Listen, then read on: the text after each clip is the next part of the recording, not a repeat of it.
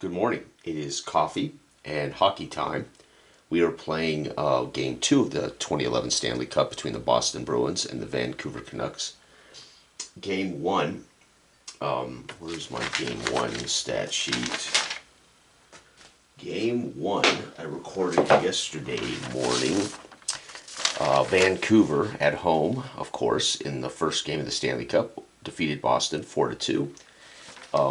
The man of the match, or I should say the first star, was Edler, the defensive player for Vancouver, was just all over the ice, making it difficult for shooters. And he also earned a shorthanded goal in the second period, did Edler. So he was basically the man of the match, first star. Boston played well. Their problem was their stingy defense did not show up in game one. So we'll see if Boston fares better. So, a couple things about my games, both the basketball and the hockey. Ball handler or puck handler distribution, you can either use my default rules for either game, or you can come up with your own. So you'll see for game two I have different lines. So game one, I used these lines for Boston.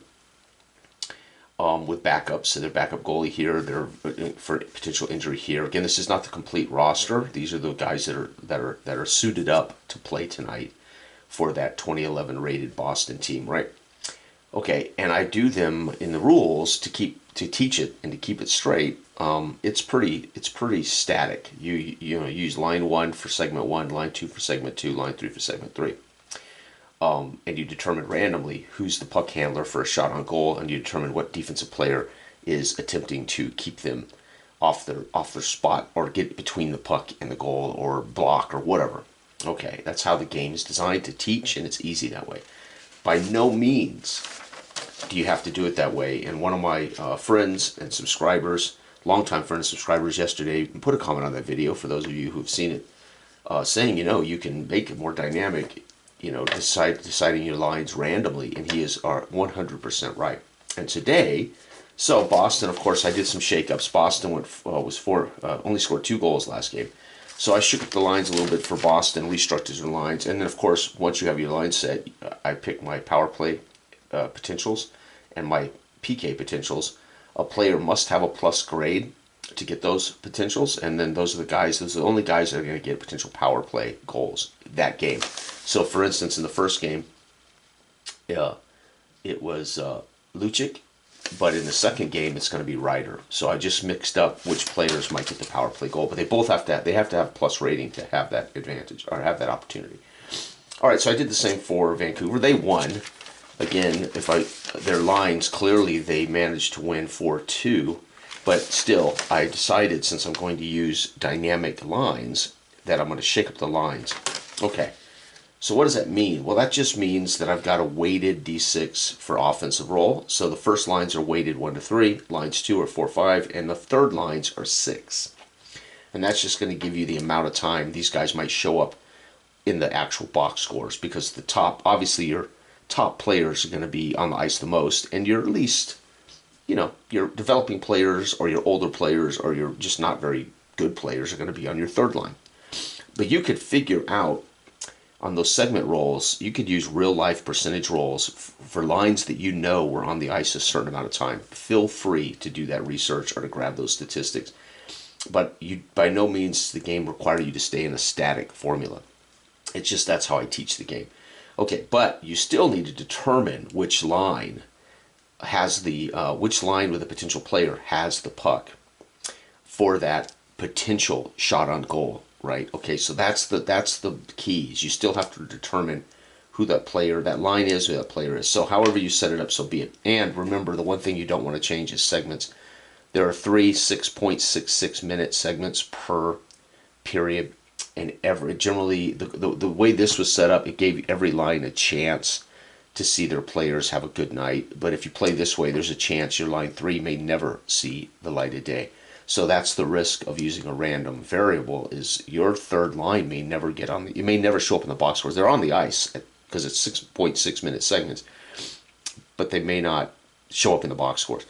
And remember, PK, always, your defensive players Again, you're going to highlight which ones. Every period of your two defensive lines, there will be a PK shooter if you have defensive players with a plus. Again, if they do not have a plus, they cannot make. They are not special teams units. They're not capable of doing something on special teams. Again, you can devise your own ideas for how special teams work. You could even create two special team lines, right? When it's time for penalty kill, you could have a shorthanded line and roll to see who on the shorthanded line gets a shot on goal. You can do that as long as you got guys with pluses, right? Okay, so what that means is I'm gonna roll more dice in one roll. So we got the colored dice are offensive line, offensive player, and the white dice are defensive line, defensive player. So here we go. First segment, game 2, Boston down 0-1, and they're still on the road here in Vancouver. May the best team win. I unfortunately did not see this series when it happened, but I have read a lot and I've heard a lot about what a violent and hard-fought series it was between these two teams. So I wish I had seen it in action. I did not. Okay, here we go. And it's going to be, okay, so for Boston, we're looking at line 1. And we're looking at Lucic. So he's going to be 2+ shooter versus line 1 on the defense. And it's going to be Ehrhoff, who's a 5. So a 4+ is a 5. And 2+ is a 3. So that's going to be a -2 shot chance for Lucic. And then I'm going to pick this up and roll for Lucic. -2 shot chance. He's going to roll a 4. There will be no shot chance for him. However, he's a plus player. He is not my power play player, so he does not get his second roll. And so in the first 6.5 minutes of play, Boston is stymied by Ehrhoff, right? So Ehrhoff does not even allow him to get a shot during that second. All right, Vancouver. Vancouver's line 1. It's going to be Sedin, which is a 4. He's a power play shooter, so he's going to get a second shot. We're going to be looking, we're going to be looking at Boychuk. So we've got 3+ and 3+ is 4 each, so that's going to cancel each other out. Boychuk is a brilliant defender on the second line. And so it's going to be a 0 roll for Sedin. And he is going to get a shot, folks. And now we're going to roll the defense. So the goalie shot is 4, and 1 is a +3. So it's a very good chance Daniel Sedin is going to score here. And yes, he does. So we're going to see Sedin, excuse me. I got to get the pronunciation right, with a goal. And he also is going to get a power play shot. Again, same thing. We're still looking at Boychuk versus him in a second power play chance. So we're looking at the 0 chart. No power play shot. So his power play shot is null. But we have a 1-0 game as Daniel Sedin has done it again. I think in game 1 he was the first man to score. Holy cow, he did. So in game 1, using the regimented static segments, Daniel Sedin scored first for Vancouver in that with a power play goal. So that's pretty sweet. And we did get no shot on goal there, but we did get a shot on goal here, and we scored a goal. Outstanding. Boston's second segment. The next 7 minutes of play for Boston. It's going to be their second line. It's very cool. And it's going to be Ritchie. And then we're going to be looking at the first line, and we're going to be looking at Hamhuis. So 4 and 2 is -2 shot for Ritchie. He is not a power play shooter. So -2, and he gets a shot, folks. So Ritchie with a shot on goal. Son of a gun. He is 2 versus 1, so -1 shot on goal. He needs a 1 or a 2 to score. No, it'll be a no goal. So we're going to be looking at a save. He is not a power play shooter, so we move on to Vancouver. So once again, Luongo stones Ritchie. I think it's pronounced Ritchie. So again, forgive me. I looked up many of these pronunciations to work on them, but I could not find. And I've dropped the die. See, it happens every game. For those who watch, it's not a legit video until I fumble a die on the floor. Then you can count this as a legit game. All right. So again, the next 7 minutes for Vancouver, line 1. Daniel Sedin again. We're looking at the second line defender, and it's guess who? Boychuk. Holy cow, these two met up in the first 6 minutes, and it resulted in a Sedin goal. I think Boychuk's losing this right now. 4 versus 4 is 0. Will he get a shot? He does. Uh-oh. Sedin with another shot on goal. Here we go. And we're looking at a +3 shot on goal for Sedin. And 5, it's going to be no goal. His power, remember, he gets a power play shot. 0 is a shot on goal. He's going to get a power play shot on goal. You got to be kidding me. Now remember, on a power play shot on goal, we add the offensive player's skills still come into play. When it's a penalty kill shot, it's just the goalie. All right, so still +3. So Sedin has a chance to get a second goal in the first period, and yes, he will. Goal, a power play goal. Daniel Sedin is the hero in Vancouver right now.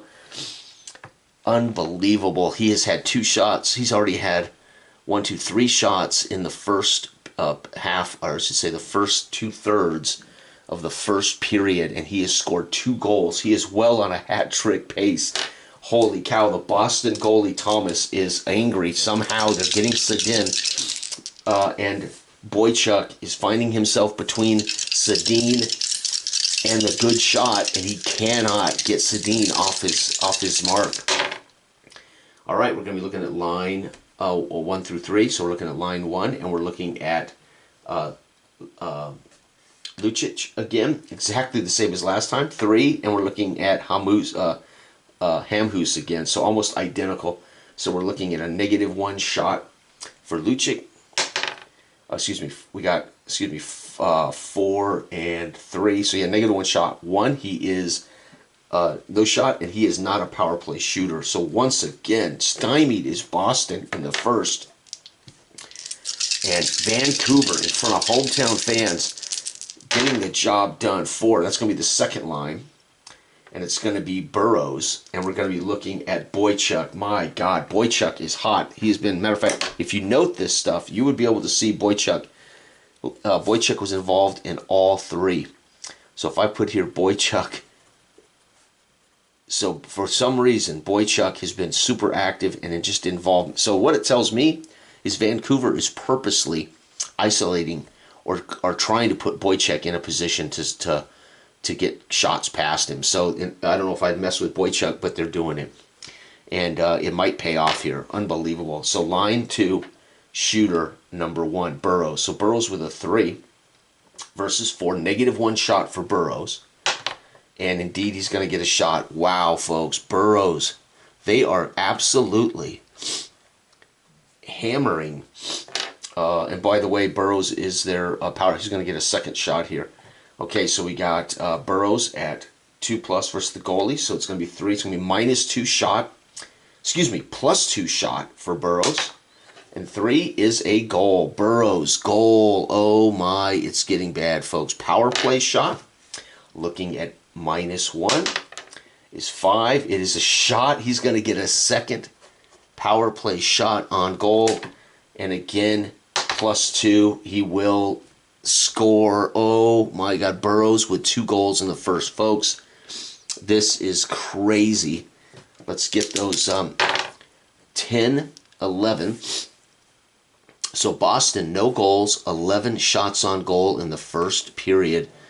Wow. And Vancouver with 7, 8, 9, 10, 11, 12 shots on goal, 4 goals. 4, 12 shots, and they scored 1,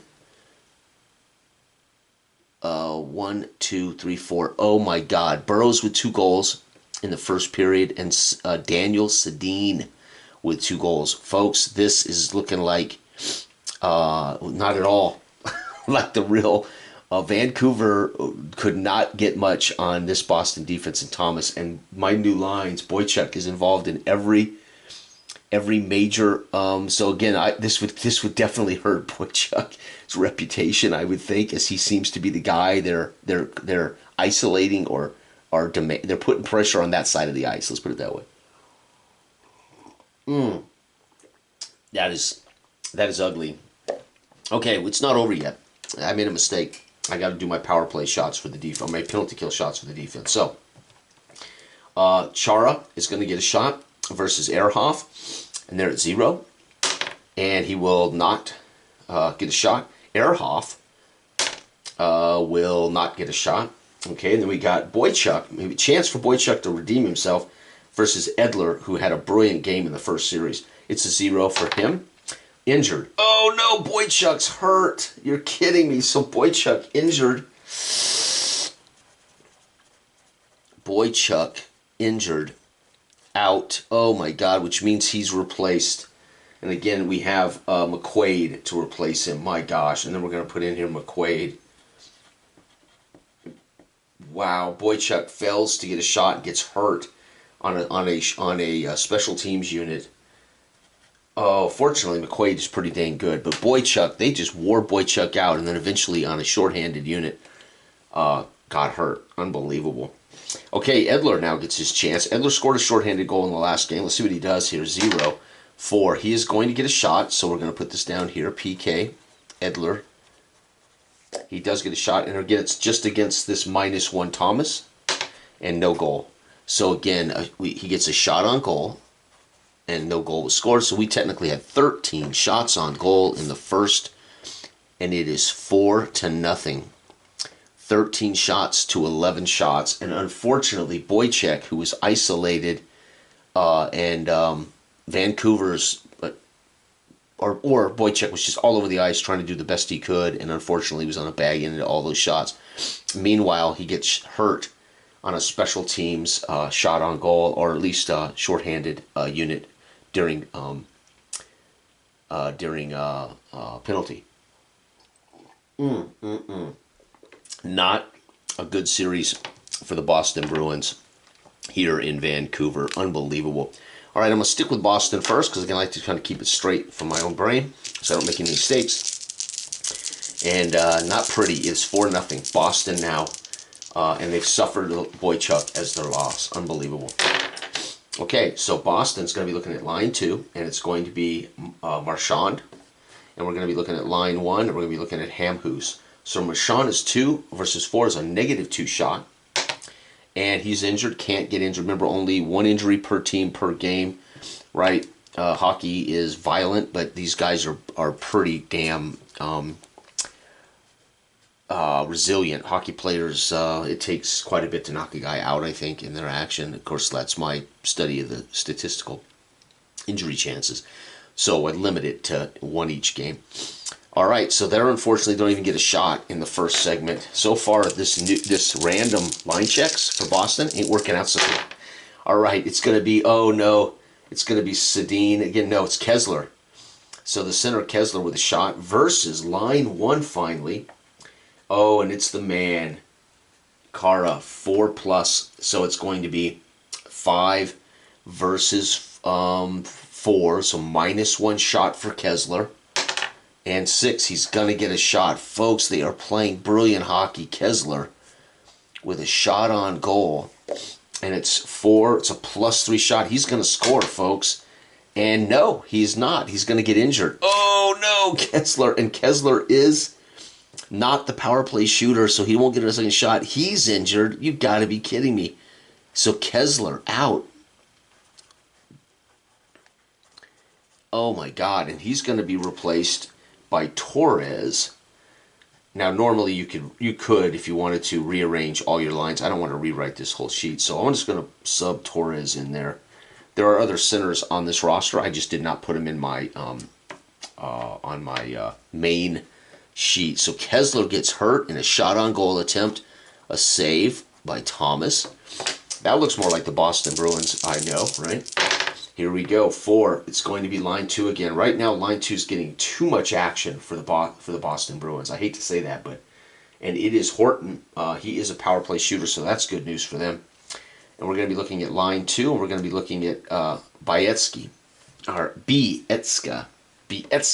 4 versus 3. It's a -1 shot for Horton. And he's going to get a shot. That's huge. Good job, Horton. Horton with a shot on goal. And again, 3 versus 1 is going to be +2 shot for him, and he is going to score. goal. Now he gets a power play shot. A 3 versus the goalie. Actually, we have to make the power play shot. Sorry. And so it is still a -2. And no, he will not get a second power play shot. But we have a goal finally for Boston as Horton gets a shot on goal in the second 7 minutes of the second period. All right, it's going to be line 1, and it's going to be Volpatti. So what I did when I set the lines up, Daniel Sedin and Kessler were so good, I put Volpatti on the first line, which, you know, as a 1-rated player you normally wouldn't do, but I wanted to kind of get, I didn't want Volpatti to bring down line 2, and of course line 3 is already kind of low. So I put Volpatti up here with studs thinking he'll probably miss him. Well, guess what? He gets shot. So Volpatti with the puck here as Daniel Sedin and Torres now, because Kessler's injured. Torres helping Volpatti set up a shot. And we're going to see 4. That's going to be the second line defender. And guess who, folks? It's McQuaid in for an injured Boychuk after a rough first period. Boychuk hurt.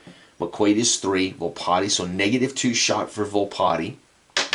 And yep, oh my gosh, even Volpatti is getting shots off here, folks, which is not unheard of. You know, it's hockey. You're going to get a lot, not a lot, but you can certainly get a shot on goal. But the way my game's set up for these highlights, that's amazing. Volpatti, if he scores a goal, I'm gonna die. So 1 versus 1 is 0. He has a 50% chance he's going to score in this segment of 6 minutes. And yes, he's going to get a goal. Oh my God! And Volpatti is not a power play shooter, so there will be no power play shot for him. And man, Thomas is having the worst series of his life in Boston. Oh my God. I just can't believe it. Poor Thomas. Tim Thomas, the best goalie in hockey. They're just giving up too many good looks at the goal, period. That's all there is to it. All right, we're going to be looking for the final segment in period 2. It's going to be the third line. And it's going to be Horton, a 2. So their best third line guy, that's at least cool, Thornton, versus the second defense. And it's Edler who dominated that first game. It's going to be a -2 shot for Thornton. And he is going to get it. Good job, Thornton. So Horton has scored, and Thornton now might get a chance. Shot on goal. 2 versus 1, so it's a +1 shot. And no, he's not going to get it. It's going to be a save, actually. Wow. And here we go. Last. Gosh, God. These little dice roll so easy. They roll off the table. Okay, it's going to be line 2. No, it's line 1. And it's going to be Torres in for the injured Kessler. And it's going to be line 2 in defense. And it's going to be McQuaid. So it would have been Boychuk again. 4-4, man. What's up with that? So here we go. Is there going to be a shot on goal for Torres? 2 versus 3. He's at -1. -1 and no shot. So we just scratch that, and we're going to go ahead and do our defensive roles. So Chera versus Ehrhoff is a 0. Kara, and he's going to get a shot. Here we go. PK. Kara with a shot on goal. PK, shorthanded shot on goal. It's a chance for them to make this an interesting game here. Can he get it with a +4? And yes, he does with a goal. Holy cow. All right, and then our second PK shot. This will be over here for the other team. Same thing, looking at 0. He will not get a shot on goal, right? And then we have, oh, Boychuk's injured. They don't get a second. So that's it for Boston. Edler gets a shot versus McQuaid, so +1. And +1, he will not get a shot, so that's going to end. Holy cow. So Boston, in the second period, gets 1, 2, 3.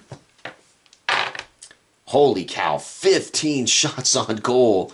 Holy cow, 15 shots on goal and 2 goals. So they're going to be 2 with 15 shots on goal. That's the way you come back, folks. You got to start putting the puck on the goalie.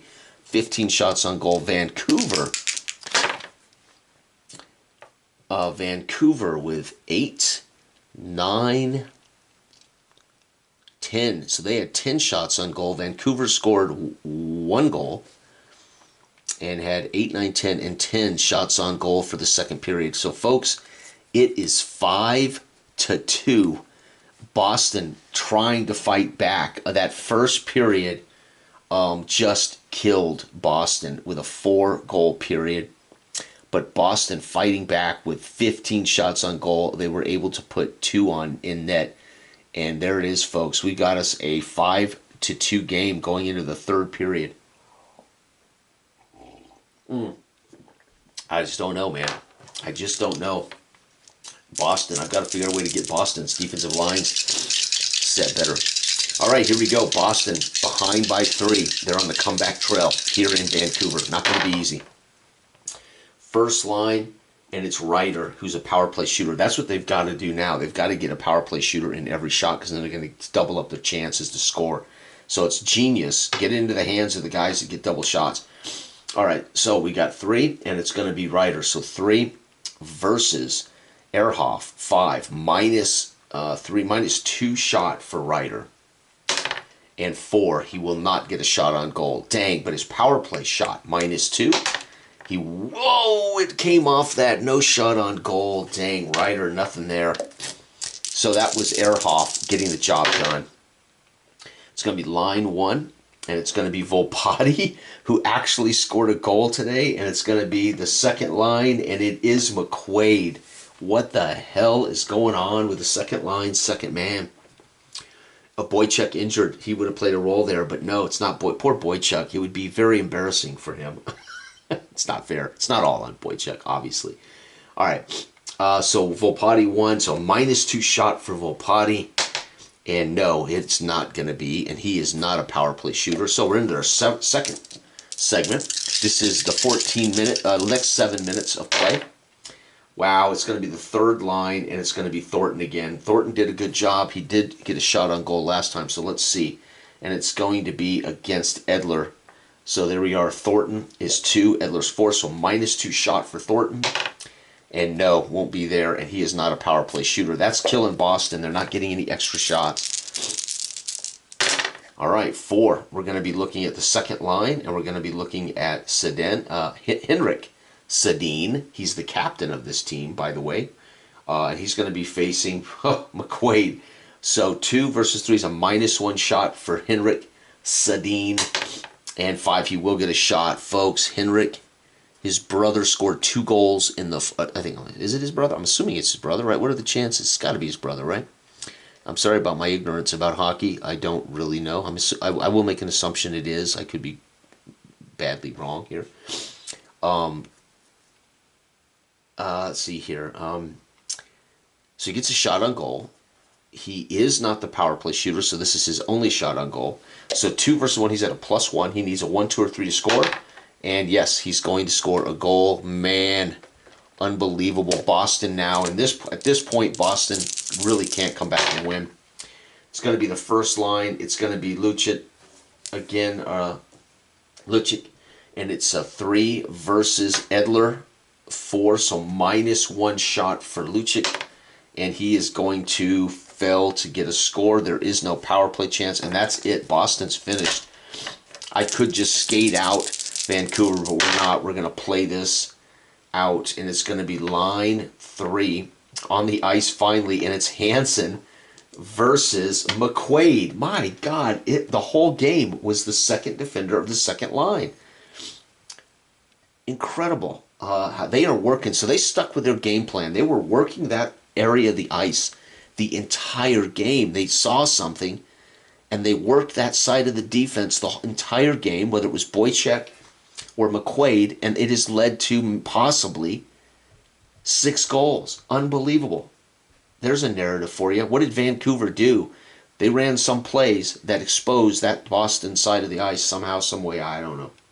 Unbelievable. So again, we're looking at Hansen. He's a 2 versus McQuaid's a 3. So minus 1 shot. McQuaid is a stud. And it's going to be a shot on goal. Oh my gosh. You've got to be kidding me. And by the way, it wasn't over because the penalty, shorthanded goals haven't come yet. Wow. Hansen. He is not the power play shooter, so he's going to get a shot on goal here.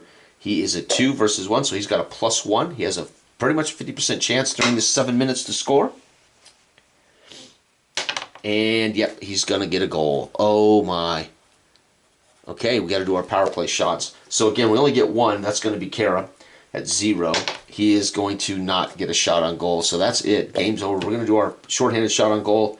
Ehrhoff does not get a shot.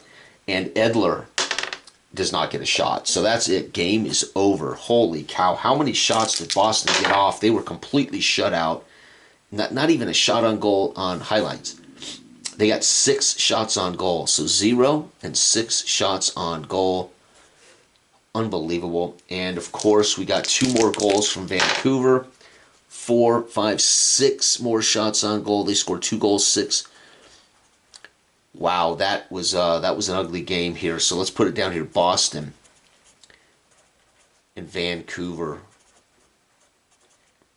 Okay, Boston in the first did not score.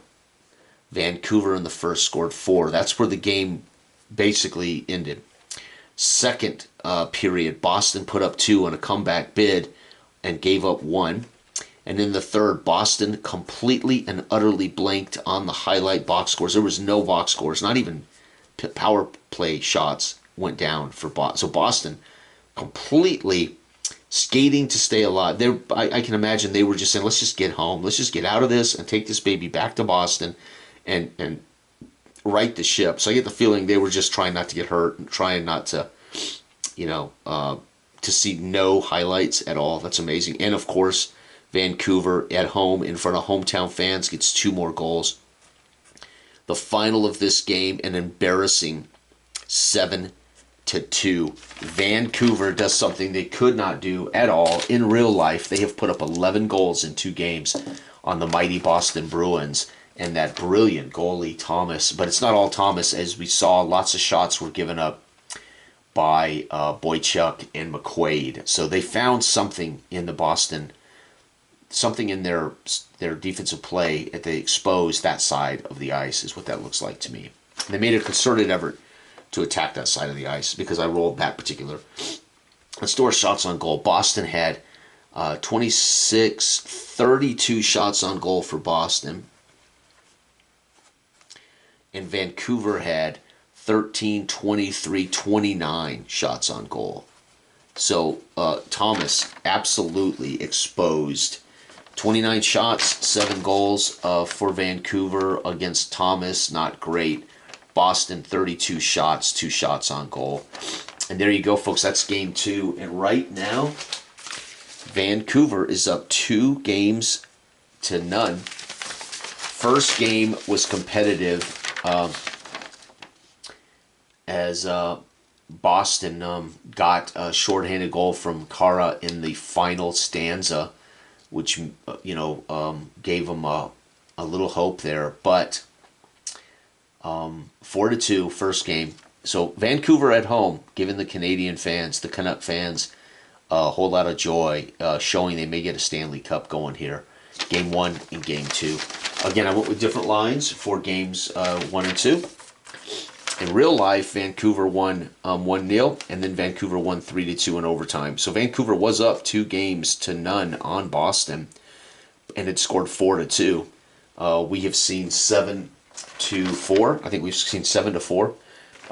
11-4. So right now, Vancouver's offense is quite literally the difference here from real life. Vancouver did win the first 2 home games in real life, but the scores were much, much more controlled. Matter of fact, Boston was the team to score lots of goals in the real series, and Vancouver struggled to get goals. But unless that might change in Game 3. Matter of fact, Boston fans are hoping it does.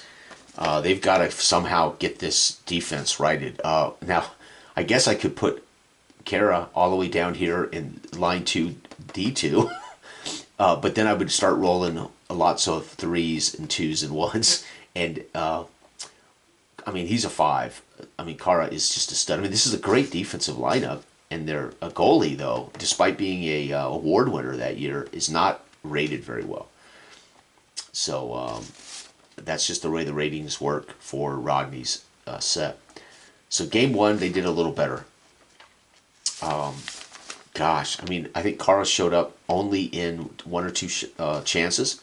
Ferentz never showed up. Seidenberg, who was injured in the first game, never showed up. It was all Boychuk and then Boychuk got hurt and McQuaid came on, and that was it, man. It's just crazy, crazy. And over here, man, Daniel Sedin started him off with a goal in the first roll, the first segment, just like they did in the first game. Kessler was hot until Kessler was doing well until he got hurt. Torres came in, didn't really do much, did get a chance. Volpati ended up getting 2 chances and a goal.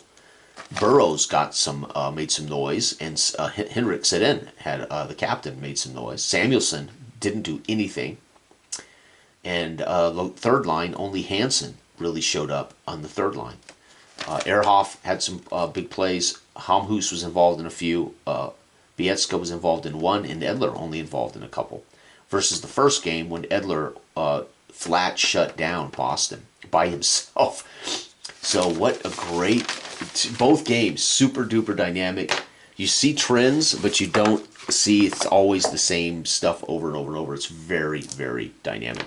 And again, all I did was went to random line to determine each segment which line was involved in play. So you can end up with your top line involved in play more often versus your third line. The way the rules are written, because it was meant to be a fictional career league, you don't know who's going to show up as your superstars. So everything's balanced because you don't know. So you build your lines trying to learn as you play out your leagues and your fictional. You don't know which fictional players are going to become the leaders and the stars. So you can kind of set your lines and balance your lines because it's set to balance. And I do that to teach the game. But obviously, you can decide how you want your 3-segment puck handlers to be involved in the action. Obviously, that's true of the basketball game too. I have a ball handler chart, tells you who's got the ball to score points. You can devise your own system of who might get the ball on your offensive turn, right? Anyway, everybody out there have a wonderful, again, I designed my games to be modular and the rules to be abstract enough that you can customize and get as detailed as you want. I mean, there's no reason you can't literally put down Vancouver's entire roster and then give them their percentage that they actually had shots on goal. And so you'd be rolling instead of lines. You would roll and it would come up Daniel Sedin. Let's say he's got a 17% chance that he's going to get shots on goal on the whole team. And then of course roll who's defending him, right? You could have a defense. So you literally could do actual real life percentages of how often your entire roster got shots on goal. So you don't have to do it in lines, right? If that makes sense. And even power plays, when you get a PP shot, you'll know which guys on the team had the most power play shots, and you would just weight it and roll to find out who's getting that power play shot. And you could even then roll to find out who on defense, based on percentage of time they spent in the sin bin, that's the guy that's in the sin bin when the power play shot happens, just so you know who got the penalty, right? So anyway, it's designed, a particular way to teach it and to make it palatable as a fictional career-based game, but there is no limitation to how you can distribute chances on the box scores, right? So what you're doing is you're rolling for 6.66 minute segments. So that's a lot of hockey in 6.5 minutes. As we all know, hockey's fast. A lot of shit happens. But we're abstracting these segments into almost 7 minutes of action. So they're highlights. And so you can distribute it in a way you think makes sense. So for instance, if you have the actual minutes that these guys played, you can divide those minutes by their games and divide those minutes by 7. That would give you how many percentage of segments that Daniel Sedin would actually show up, right? So again, I'll say that again. If you have the real life minutes and you have the real life games, you can divide it. And so how many minutes these guys are on the ice per game, and then divide that. Once you get all your guys, divide them by 7, and that'll tell you what the percentage that Daniel Sedin should be showing up in your box scores, right? So you can get you can drill this down to at least accurate representation of which players actually would take shots and which players would be involved on defense or penalties or shoot shorthanded goals, right? So when you create a team in my fictional universe, you don't have any clue of any of that. These guys are completely generated career, and you don't know who's going to rise up and be stars, who's going to become the leaders of your league, who's going to become the superstars. no idea. So you don't need any of that information. But when you're playing with real life information, all you got to do is say, well, how do I squeeze the players that we know are rated by Rodney, these great rated things? How do we squeeze those ratings into the segments? That would just be, you just need to do the math to find out Daniel Sedin's actual chance of showing up in 7-minute segments, right? How often would it be Sedin? Now, what that could do is greatly skew all of your box scores, where one guy shows up a lot through 82 games could also be, I won't say boring, but it could be predictable, right? So, but anyway, that's one way you can kind of see a guy like, I don't know, I can't think of any modern players, so I'd say I always use the Gretzky as an example because most people know Gretzky. Gretzky had a lot of points, so Gretzky would show up in your box scores at least as assists or goals, or you see what I'm saying, right? So okay, so you could also do it by points, right? Whoever your point leaders are per minute, right? So that would probably be even more accurate when it comes to assists and goals. So let's say Daniel Sedin led this team in points. Divide those points per game, right? You're going to have so many points per game. Divide that by the number of segments, which is 3. And that would tell you the percentage in which Sedin would get a chance to get his number of points, right? Because he would have been on lines that got goals and assists, etc., right? So anyway, it's all up to you, but you can devise any way you think is the most accurate to represent these rated players. All right, bye-bye.